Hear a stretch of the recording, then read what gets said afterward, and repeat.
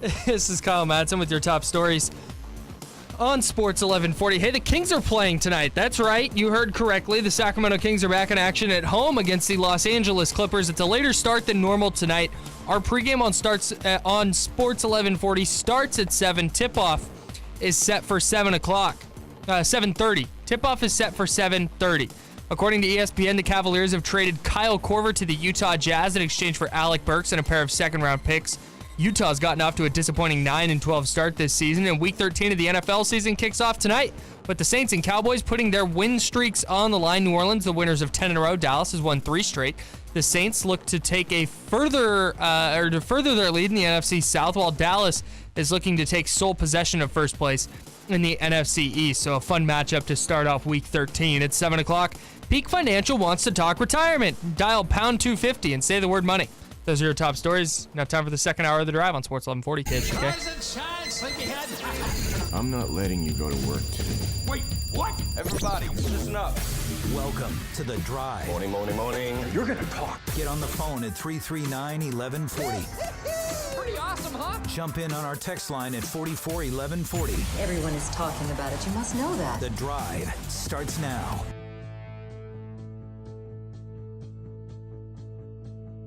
All right, Kyle, do me a favor and unlock the phone lines at 339-1140, 1-800-920-1140. I'm going to give away some Kings-Clippers tickets. Hey, there's a game tonight. There's a Kings game tonight. How great is that? Part of me thought the season was over. Jeez. And we've got, let me see, 1 pair, 2 pair of tickets to give away. Kyle, am I reading this right, by the way? It says Sacramento Kings versus the Clippers times 2 on each sheet. Does that mean we have 4 pair to give away or 2 pair? That's where I'm confused. Kyle says, hold on. Hold on. Now, the name of this game, I'll explain it now. So please, if you're on hold, listen. Please, because I want to get through this. If you missed out when we did this a couple weeks ago, we talked to a number of Kings players before the season started. We asked them various questions, but all the same. We asked all the Kings players the same, I think, 12 or 13 questions. Your job is to guess what the player's response will be. We'll give you a multiple choice. So the correct answer will be in the multiple choice. We always play best of 3. So if you get... Do we play best of 3 or best of 5? I think we play best of 3. So if you get 2 right before you get 2 wrong, you win the tickets. It's that simple. So I always go in order of call. So we have 3 pair of tickets. 3 per. 3 per. Okay. Caller, who's this? My name's Sam. Sam, where are you calling from, Sam? Modesto. Modesto. Sam, do you have a basic understanding of how this game works? I believe so, yeah. I'm going to preview a question that Kyle and I asked Marvin Bagley before the show, before the season started, and I will give you a multiple choice. If you get it right, 2 right before you get 2 wrong, you win tickets. Sound pretty straightforward? Yeah, that sounds. Can I tell the people what they win? Please do, Sam. My name's Kyle. Kyle. That's Sorry. fine. I'm doing 50 things. You'll win tickets to see the Sacramento Kings take on the Los Angeles Clippers on national TV at the Golden One Center tonight. Get more info at khtk.com. Are they powered by anything? Yeah, they're powered. All KHTK giveaways are powered by RosevilleAutomall.com. All right. Sam, are you ready for your first question? Yeah, I'm pretty nervous. Go ahead. Okay, let me see if I can. I'll just play it off this way. Is chili a soup? Is chili a soup? Marvin answered one of the following: yes, no, or maybe. I'm gonna go maybe. Maybe. All right. Let's see what Marvin said. I told you. Is chili a soup? Is chili a soup? In your opinion? In my opinion, If you were the arbiter of food rules. yes. Oh, yes is the correct answer. Marvin Bagley said, in fact, chili was a soup, and this is on the heels of him saying a hot dog is a sandwich. Marvin Bagley, bad food takes. How many of you want That's Luka why I said Doncic it was the now? whole hot dog thing. You should have guessed. Would Luka Doncic say chili is a soup? He's not on the team, Dave. All right. Do you know why you couldn't ask him? Because it wasn't at media day. Question number 2. Now, don't worry, Sam. You've got 2 more shows. You just got to sweep the final 2 here. Let's go to question number 2. Favorite video game of all time? Favorite video game of all time. Here are your choices. And can I just say, and I'm going to put a little hint in here. Can I just say, this might be the most difficult question to guess on the entire list. So, Sam, but I will give you a multiple choice. And remember, there was a hint in what I just said. Did Marvin Bagley say his favorite video game of all time was Fortnite, Midnight Club, or NBA 2K? I'm going to go NBA 2K. NBA 2K. Let's see what Marvin Bagley said. Favorite video game of all time. I'll say Midnight Club. Wow. Midnight Club. I tried to throw the hint in there because Fortnite and 2K, I think, were the obvious ones. I tried to throw a hint and say that this was a very difficult one to guess his answer. Sam did not pick up on the hint. That's okay. Sam went 0-2. But what does that mean? That means we have room for our next caller. Caller, who's this? Sweet. This is Brent coming from Roseville. Sweet. This is who? Brent. Brent. That's a long first name, Sweet, but I this think is Brent. Yeah. Okay. Well, you're calling from Roseville? You got it. How's the reception there? It's light now. Hey, we need your help. The phone reception's fine, but the radio reception, we continue to get walked on in Roseville in the mornings and at night. It drives me nuts, Dave. Brent, I feel you, and that's the area I live in. I'll do my best to explain. I've done this before, but only sporadically. I've called the station. I've listened to you guys for 25 years. Going back to when Grant started, it makes me crazy, and I hang in there with you. It's like being a Kings fan. Let me say, number 1, I appreciate you. Truly and deeply, I appreciate you. Number 2, this is the best I can do because I've asked the same question. There's something about the way radio signals work and how they bounce off the satellites and all that. When it is dark, there are other stations. I think there's one in Canada and one in Vegas, both 11:40 a.m.s.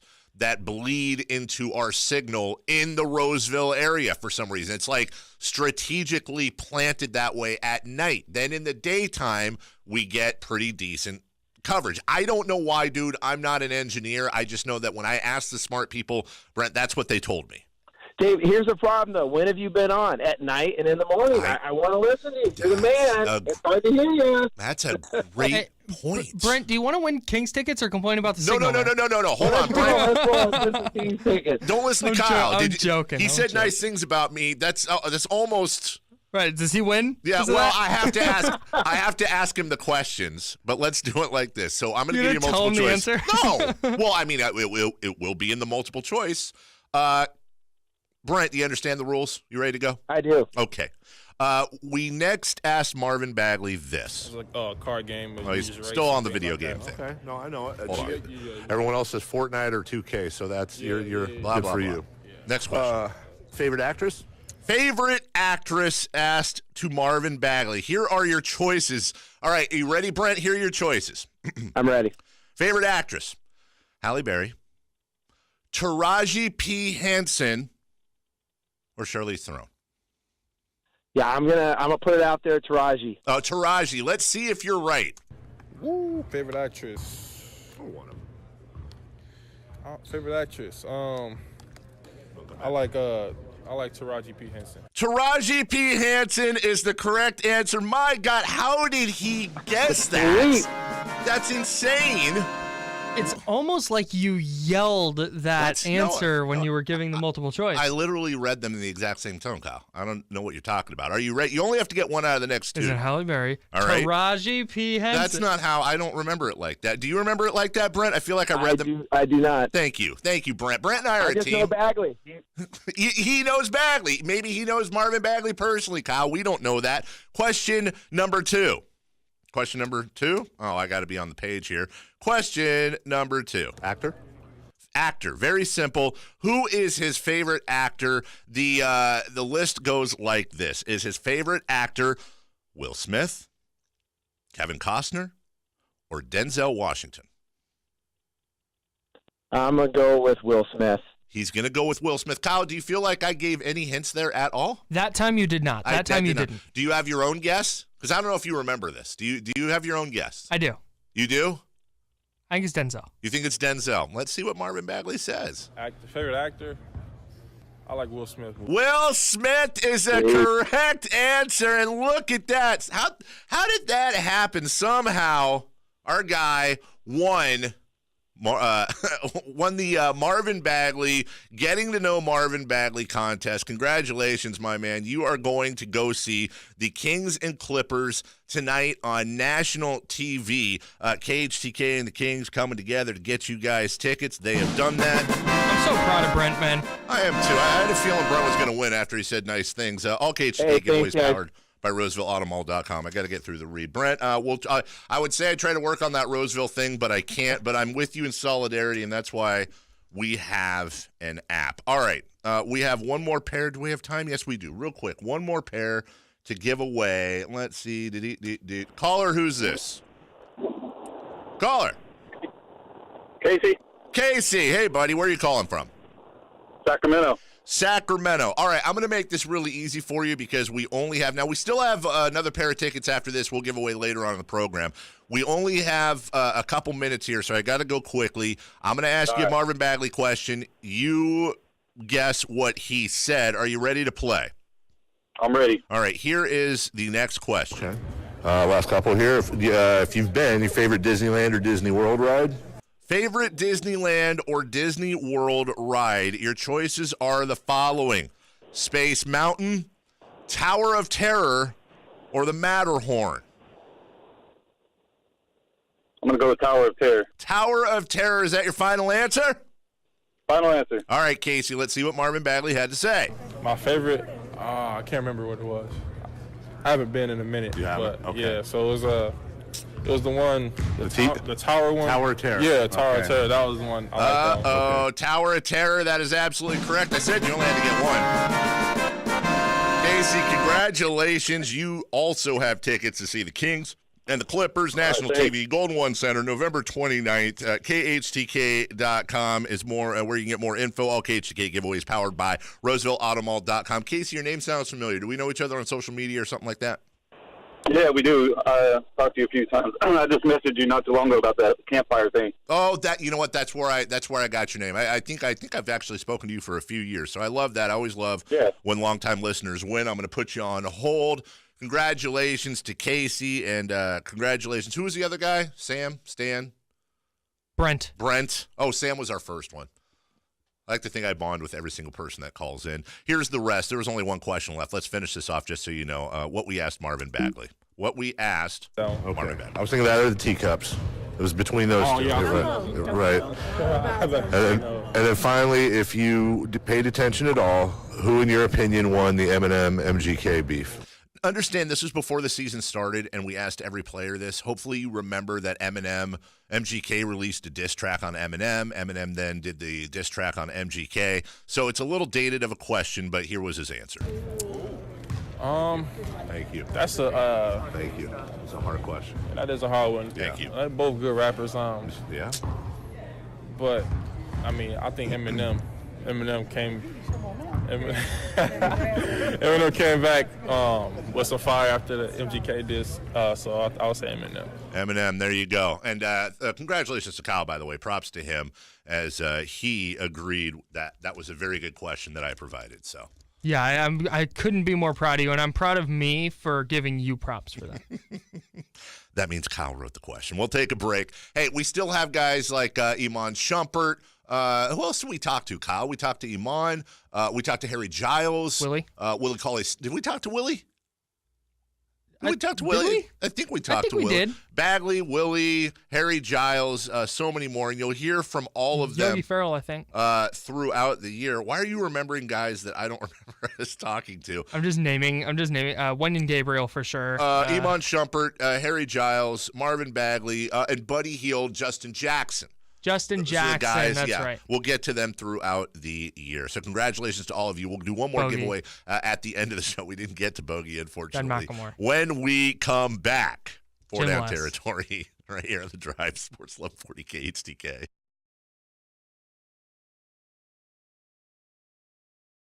Four down territory. Brought to you by Fire Wings. Fireworks. Going to Fire Wings today, as a matter of fact, Kyle. Well, it must be nice. Yeah. Sounds like a fun time. You want to go? No. Wow. A, just said you don't want to go to Fire Wings during a Fire Wings ad. B, don't want to hang out with me, and I just invited you. Off campus. That's a double whammy right there. Well, Kyle's going to miss out on the 21 different flavors to choose from. Firewings.com. Just wing it. I prefer the Delta Shores location, which is where I will be going before I go out of town for the weekend. I'll be driving them to my family in Brentwood. You're taking the Cooler O Wings out to Brentwood? Yeah, that's the move. I am shunned if I do not do that. So, question number one, and by the way, questions 2 and 3, I'm going to ask you, Kyle. Question number great. one. I love that. Will Richard Sherman get more boos or cheers this weekend in Seattle? This is a big debate going on in Seattle right now. I follow some of the radio. I know some of the radio guys up there, and I follow them online too. And that's a big deal up there. There's a real contingent of Seahawk fans that are going to boo Richard Sherman, and I don't understand it. I really don't. I got no dog in the fight here, but Richard Sherman's a 49er. But if I'm a Seahawk fan, I mean, I just remember he should get a standing ovation alone for the tip on Crabtree going into the Super Bowl. Richard Sherman, I can't say without Richard Sherman, they don't have the only Super Bowl ring they ever had. Like, I can't say that for sure, but I can say I'm pretty sure of that. I can say shutting down an entire side of the field and whoever the other team's best receiver is probably really helped the Seahawks get a Super Bowl. Yeah, but we're talking about the fan base that threw garbage on Navarro Bowman as he was being carted out of the stadium after tearing his knee up. No, so you're right. There will be boos because that fan base is trash. It's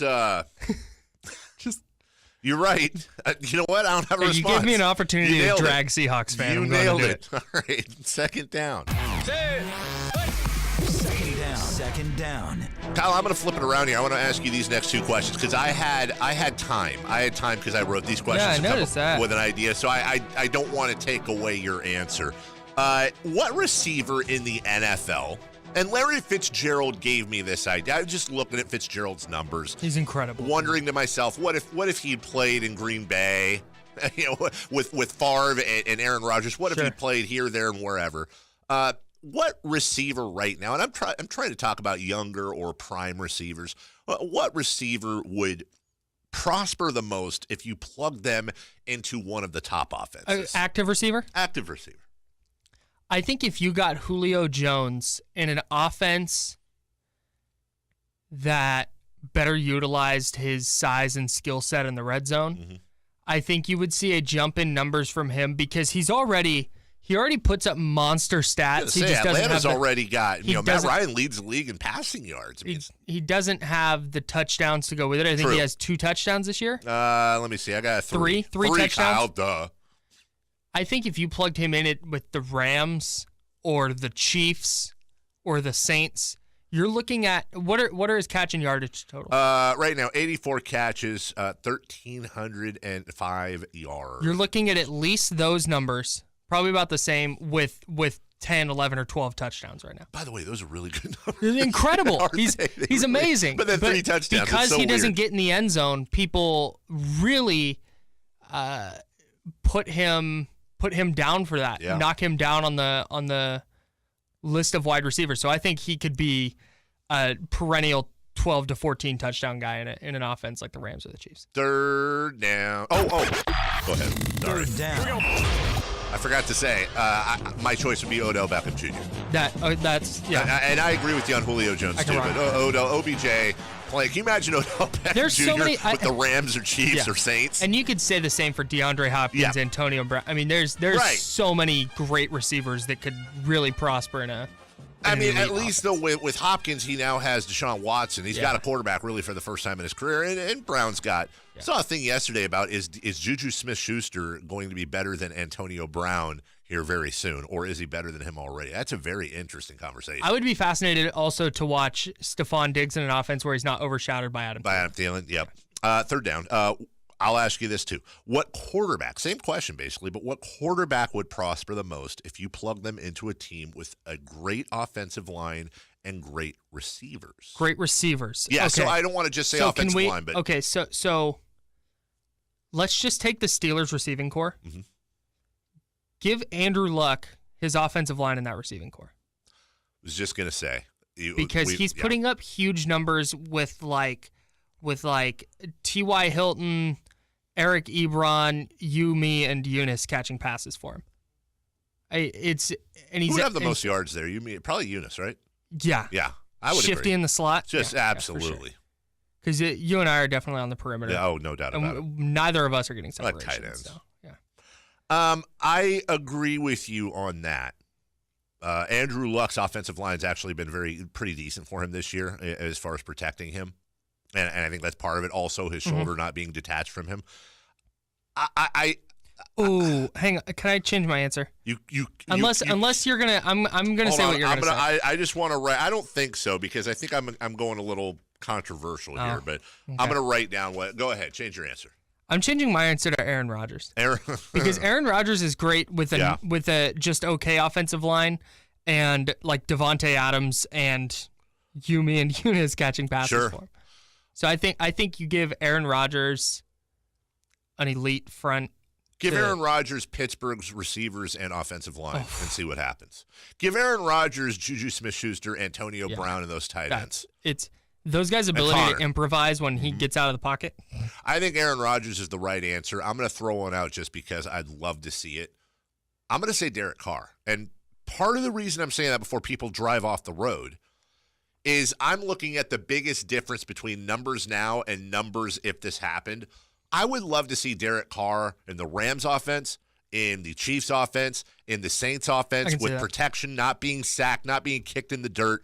I think we saw glimpses of that the year that he was in the MVP conversation. He has the buzzword here, arm talent to do that. I think you'd see such a massive jump with him, but I think all those answers are acceptable. Fourth down.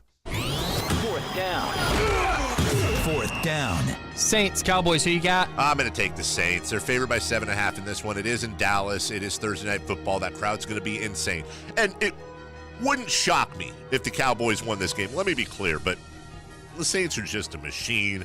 I don't think Dallas has the weapons on both sides of the ball to take them down. I think the Saints go in there and just put up a ton of points, and the Cowboys don't have a bad game. They just don't have as good a game as the Saints do. Here's my trash logic for picking the Saints. I wanted to pick the Cowboys right up until every talking head show is talking about how the Cowboys are going to win this game. And you could see it Thursday night on the road. The Saints slip up a little bit, snap the 10-game winning streak. But because everybody's picking the Cowboys, I like the Saints. I think that's fair. Although I think I like the Cowboys to cover 7.5. I also think there's a lot. I don't like how sometimes sports talk hosts get motivated by what's going to make their shows better. And I think a lot of hosts understand, at least on a national scale, the talking heads we see, that when the Cowboys are good, their shows become another thing for them to talk about. That's whatever. Now I really want the Saints to win, Kyle. I do too. All right, we'll take a break. Hey, when we come back, Dave Kaval, president of the Oakland A's. Here you go, A's fan. We're sitting here in late November, almost December. We're going to have the president of the A's on. We're going to talk to him about their big unveiling yesterday of their stadium plans and see what it will take to go from here to shovel in ground. We'll do that next. Sam Amick coming up at 8:05. Kyle's Cold Hard Facts brought to you by Coors Light at 8:35. It's The Drive, Sports 1140 KHTK.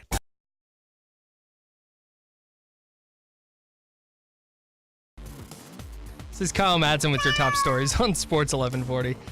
The Kings are back in action tonight. That's right, they're at home against the Los Angeles Clippers, and we've got a later start time than normal tonight. It's a 7:30 tip-off, which means pregame right here on Sports 1140 begins at 7 o'clock. And if you're going to the game, make sure to get there nice and early. According to ESPN, the Cavaliers have sent Kyle Korver to the Utah Jazz in exchange for Alec Burks and a couple of second-round picks. Utah has gotten off to a disappointing 9-12 start this season. And Week 13 of the NFL season kicks off tonight.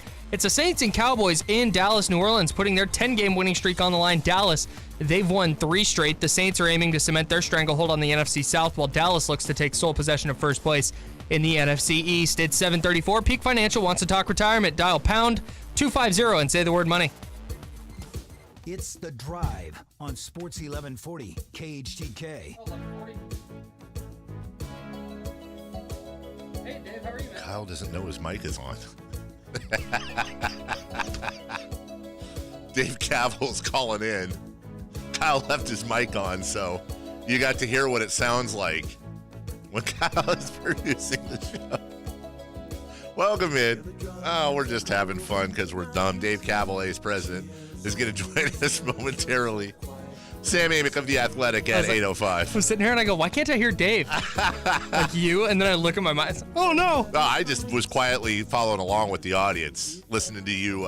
Is that yeah, Mr. President himself? Yeah, it sure is. Listening to you produce the show. A little behind the You guys scenes are for welcome. everybody. I don't do that for just anybody. Joining us right now, we're very happy to have him on. We've spoken to Dave a few times over the season, and now, like I said before we went to break, we're sitting here in just about December. And we're talking A's for very good reason. We went over this yesterday with the release of their plan to go from here to shovels and ground and finally get A's fans what they so richly deserve, which is a beautiful, sparkling stadium. I had a chance to look at a lot of the paperwork and the designs, and I got the same kind of giddy feelings when I saw the designs for the Golden One Center when they came out. It's a good time to be an A's fan, and you've got very, very smart people working on this that get things done. So here we go. Without further ado, President of the A's, Dave Kaval, with us. Dave, it's Dave. Good morning. Thank you for joining us on what I'm sure is a very busy day for you. Oh, it is, but it's very exciting, and I appreciate you having me on. No, listen, we're the proud home of the A's. We followed along from spring training and during a season that I think even some of the most optimistic A's fans could not have imagined how good they'd be, how exciting they'd be. And there's so much to talk about on field. But speaking of field, you guys have been working and doing everything you can to update us as much as you can throughout the months on this. And Dave, I saw everything yesterday. It really looks like, not only you guys put a lot of time and effort in this, but to borrow a term here, you absolutely hit it out of the park. Oh, well, thank you very much. We've been very thoughtful in the way we've designed the stadium, come up with the plan, worked with the community. We've had hundreds of community meetings and groups, and we feel like we have a plan for a waterfront stadium that could be truly iconic for Oakland and the A's. And we're excited about taking that next step, getting this port agreement over the next 2 or 3 months, getting our development agreement, and getting this thing built by 2023.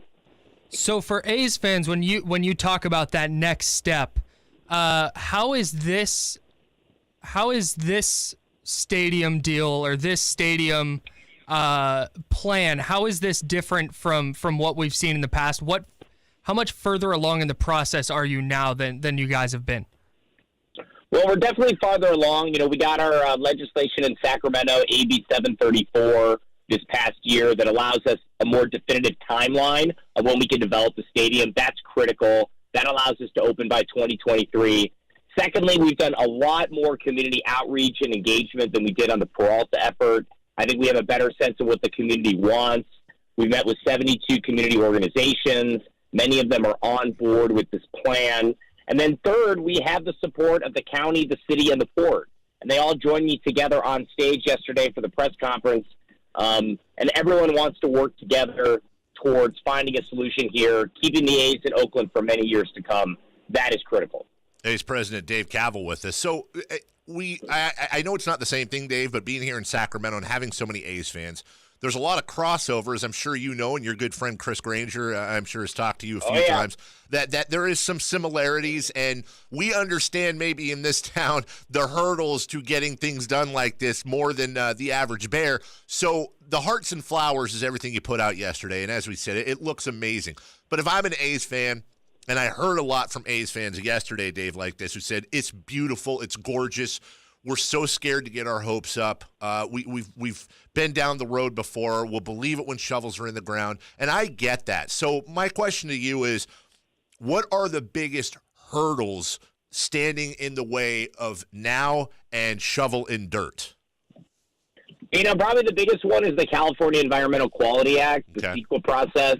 I know you guys did that in Sacramento as well. Yep. That starts tomorrow. It takes about a year. And then after we're complete, in all likelihood, there'll be some challenges, legal challenges to it.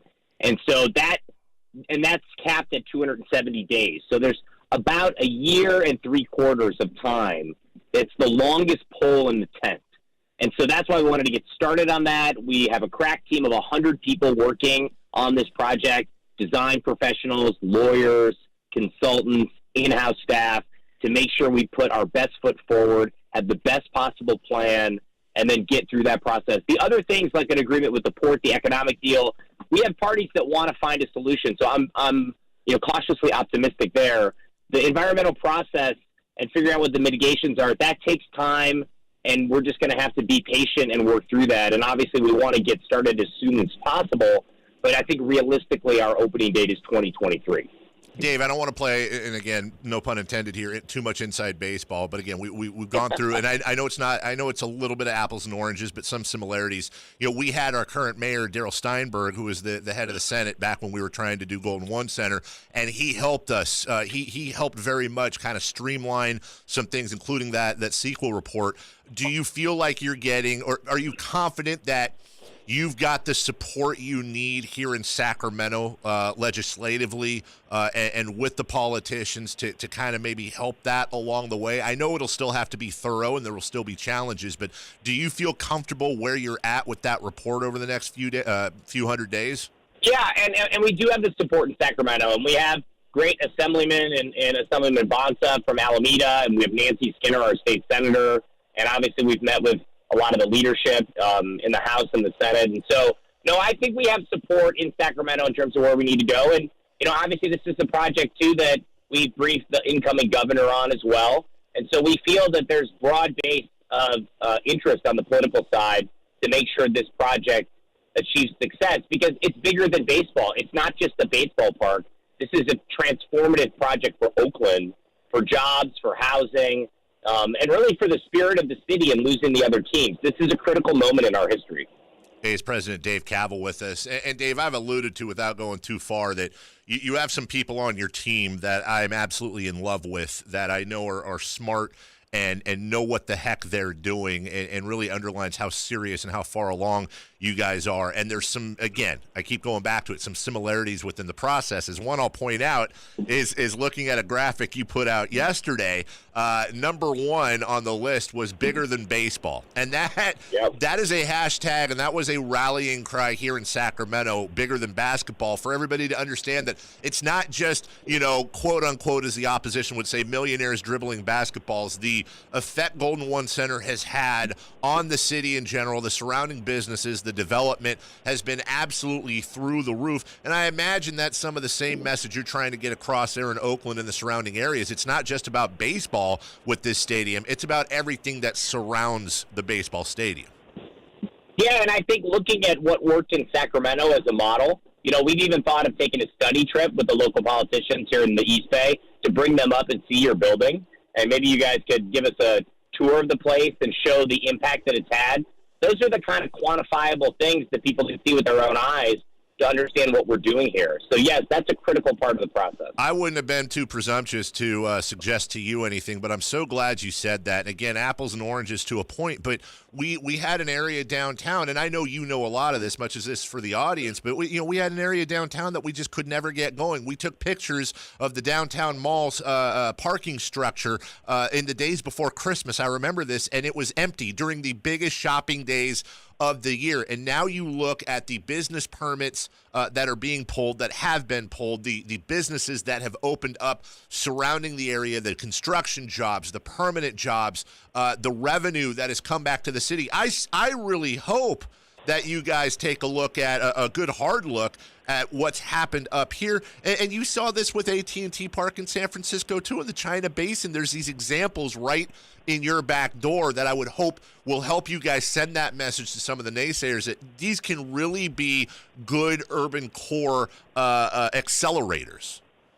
Exactly. And I think looking at the other examples makes it tangible and also gives people hope that it can be done, because these projects are very complicated and you have to be persistent.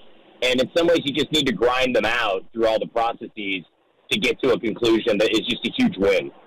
Dave Kaval with us, president of the Oakland A's. All right, so I feel like, you guys have been talking about this and trying to work on it for a long time, and people, even before you got here, Dave, have been trying to do the same thing.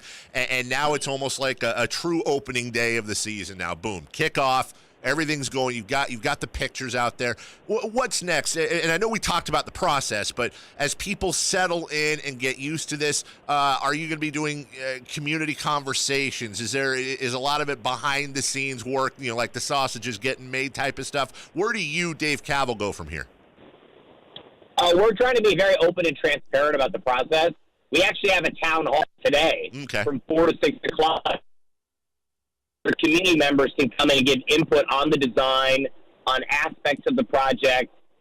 So we're doing everything we can to make sure we continue the community outreach and engagement, so the project is not just the A's project, but it's Oakland's project and the community's project. So that's happening every day. But I think a big thing for people to look for is the port vote, which will probably happen in February or March. And we'll obviously need people there to support that. That'll be a big moment for us. That's the first aspect of the land deal, and we're excited to get through that in the first quarter of next year. I saw on the A's Twitter yesterday that there was a plan to also redevelop the Coliseum site. That looks like a pretty cool thing you guys are doing. Is that going to happen in conjunction with building the stadium, or is it stadium first and then the Coliseum site will get developed? Well, it's really the stadium site first, just because we can't really develop the Coliseum site until excited about our transformative and visionary plan for East Oakland. That was one thing we heard over and over in the meetings. Honor East Oakland, make sure that our ancestral home where we've been 50 years has a plan for the future. And so we came up with a really exciting concept that not only preserves Oracle Arena, has an adaptive reuse of the Coliseum itself. It becomes a youth field, kind of like they did with Yankee Stadium. And then you have a park and associated development, retail, mixed use, residential, job-generating activities at this Coliseum site, so it just doesn't end up being urban blight. Dave, I'm sorry, go ahead. Project. Sorry, yeah. we lost you for a second. What did you say sorry. after you said urban blight, and then we lost you? Yeah, so you don't want our old location where we played to just be blighted. Right. We want to make sure it's developed in a really appropriate way. And we want to take a leadership role in doing that, guys. So, sensitive area here, I understand, especially for Oakland fans. But I'm curious, just from a non-emotional, straight business standpoint, did the Raiders going to Vegas and the Warriors relocating to the Chase building here in San Francisco, was there any way that kind of cleared the deck for you guys and maybe made some things easier because it was just simply about the A's without worrying about any other projects going on in Oakland sports related or any other projects on that site? It's hard to say right now because the teams are still here. Mm-hmm. So I think the impact of that might manifest itself more when they actually leave over the next year or so. Mm-hmm. So to date, people still come to the Coliseum to see the Raiders and the Warriors. And so I think it's kind of a TBD to see how that kind of affects us going forward, guys. So what's the next announcement that we should be waiting for? It may not be down the line. It may not be till further down the line. I understand that, but what's the next kind of big thing that would be announced? The next 120 days, we're going to continue our community outreach. We're going to finalize our agreement with the port, which is a big deal. We're going to work with the city leaders on a development agreement. Obviously we're starting Sequa tomorrow, which is happening. But even in the interim, we're going to continue to make announcements and give more aspects of the site and what we're planning in the project to keep people engaged in what's happening. Dave, I just, we used to do this with Chris and with Kevin Johnson for the goal. I'll ask you the same question I asked them. If I am against this stadium, because you look at it, you have a huge advantage over what we had, even because this is a private deal. We had to do public-private partnership, $250 million coming from Sacramento, blah, blah, blah. To me, it seems like a no-brainer. But if I am the leader of the opposition, Dave, what is my biggest argument against this stadium? I would tell you, obviously this is very self-serving, that I think this is just a win-win-win. Yeah. I think there's really it's a rare opportunity to have, billions of dollars in private investment, a new home for your only remaining professional sports team, and all these incredible benefits, jobs, economic vitality, and maybe most importantly, the pride of knowing that you have your own professional sports team. That comes with it, the civic pride of that, the quality of life that comes from that, raising your family, taking your kids or your grandkids to a game. This is a big deal. And I think people don't sometimes fully fathom what it means in their life and their quality of life when these teams leave. And so we're going to do everything we can to keep advancing a very positive and exciting vision for what we're doing in Oakland. I think it truly is a win-win-win, and we're obviously very excited to open it in 2023. How difficult was it to secure completely private financing? That is such a monumental accomplishment. Was that really just a massive hurdle amongst the other hurdles you've come across? Well, it's challenging, but I also think, we did that one other time with the slightly smaller project with the Via Stadium in San Jose, where we developed the stadium itself and then the ancillary development around it. And so we saw a model of it working in the Bay Area, and we believe in Oakland and its future. And so, our group is willing to make those private investments. And, I think that's the exciting thing for the city, that it's reached a point where this type of private investment is possible, and it can lead to so many positive things for the community. A's President Dave Kaval with us. And, Dave, I know you've got a big media schedule today, and we appreciate you taking the time. So last question for you, and I'll let you run. For a lot of A's fans listening who don't really get into the nuts and bolts and nitty-gritty, they want wins, and they want a World Series. And the biggest frustration, or one of the biggest I'm sure you've heard over the years with A's fans, is lack of loyalty to players, as they would say it. Watching their guys get picked off by bigger teams, bigger markets, bigger payrolls. Could you maybe, in an inexact way, maybe help draw a line as to how much getting a new stadium, much like in San Francisco with the Giants, can help inform those decisions on the field as well and make the A's a much more competitive payroll-style team? Well, the ballpark and the new ballpark development at Howard Terminal is the key to keeping our players long-term. Yeah. Because it allows us to have additional revenues that we can reinvest in our players and keep these players through their arbitration years and into free agency in a way that we've never had the resources to do. And so that's why we're so focused, like a laser beam, to get this stadium built, because it allows us then to have a different business model on the field and give Billy Beane and David Forrest more flexibility in keeping the teams together. And then that will definitely lead to more championships, because we don't have a problem getting the players and developing them. It's keeping them. Well, and I'll let you go with this, Dave. One thing that really makes me smile, whether you're an A's fan or a Giants fan, we live here in Northern California, and I'll bring up our mutual friend Chris Granger again in Detroit.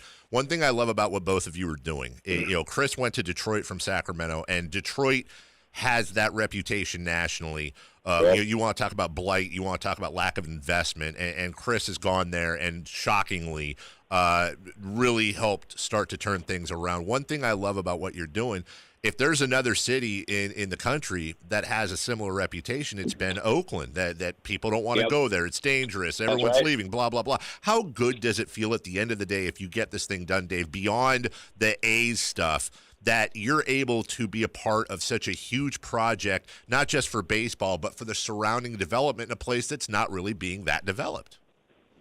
Well, it's very rewarding to think about that. And obviously, that is a great byproduct of what we're doing. And it's another reason that we're so motivated, just kind of the fuel to keep, attacking this every day when you have a difficult time, knowing that the goal that we seek, both the A's and for Oakland, is truly a remarkable thing. So, yeah, it's very positive. You've always been good to us, Dave, and giving us your time throughout the year, and I hope we can stay in touch with you as this process unfolds over the next year, 2 years. But congratulations so far. I know you're probably superstitious like so many of us were up here. It's not done yet, but it's a great way to come out of the gate, and we're really excited for you. Thanks a lot, guys. Really appreciate it. All right, take care. That's A's president, Dave Kaval. There you go, A's fan. I hope that answered a lot of your questions. I'm telling you, this is the closest they've ever been to getting a new stadium. And when you start talking CEQA, private financing, a lot of Kings fans very educated on this. They're right there. And at this point, for it to not happen, something really, really dumb would have to take place. And that's what I saw a lot of A's fans yesterday who were really shooting down a lot of excitement over this. Yeah. And totally, if there are people going, hey, it's done, there's a new stadium by 20, it's not. Right. But this is much different. It has a different feel than it's ever felt before. It's not, the Oakland's an option. It is, we are developing this plan. This is what we're doing.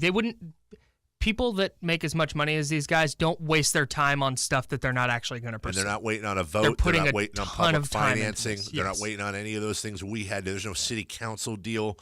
It's a good deal for them, and it's a great deal for the city. Very excited for the Oakland A's and for A's fans. We'll take a break. When we come back, Sam Amick of The Athletic will join us. We'll talk NBA, a little bit of Kings there. Kyle's Cold Hard Facts at 8:35, and we'll get back into the Kings Clippers National Kings TV edition tonight. of Cold Hard Facts. Oh, okay.